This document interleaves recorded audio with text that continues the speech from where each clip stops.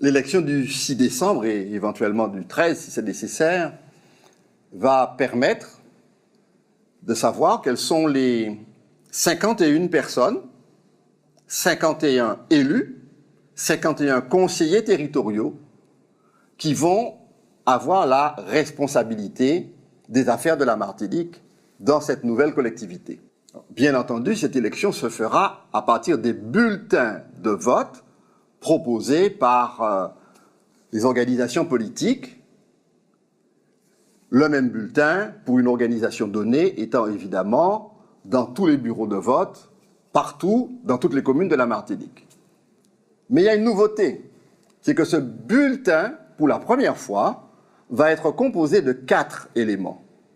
Il y aura ceux qui sont candidats pour chacune des sections de la Martinique, la section Nord, la section Fort-de-France, la section Centre-Atlantique et la section Sud. Les électrices et les électeurs vont donc utiliser ces bulletins sans y apporter aucune modification, aucune rature, aucune surcharge. Et la première information au soir de l'élection sera de connaître quelle est la liste arrivée en tête.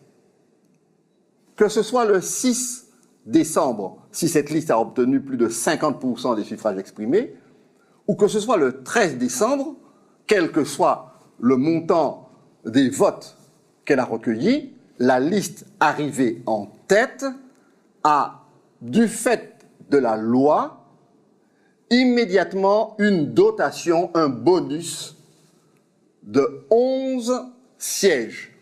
11 personnes se trouvent automatiquement élues au titre de cette liste-là parce qu'elle est arrivée en tête.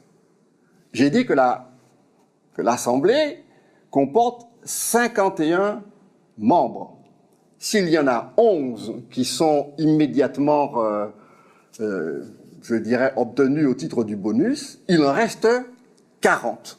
Et par conséquent, pour savoir comment ces 40 sièges sont répartis, eh bien, ce sera en proportion des voix qu'ils ont obtenues. Prenons un exemple.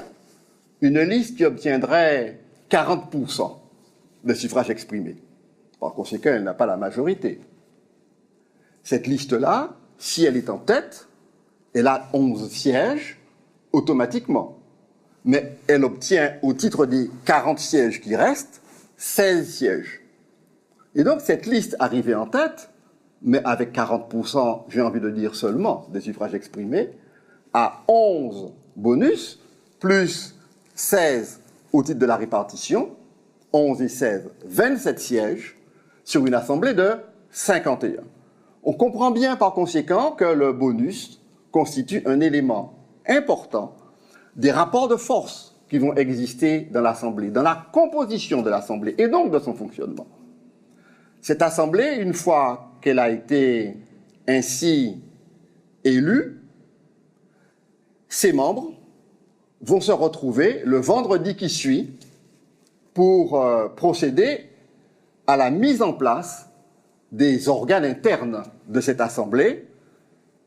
Les organes internes, c'est d'abord le président de l'Assemblée et les vice-présidents, mais c'est aussi, complète nouveauté, le conseil exécutif avec son président. Je vous propose que nous en parlions dans notre prochain entretien.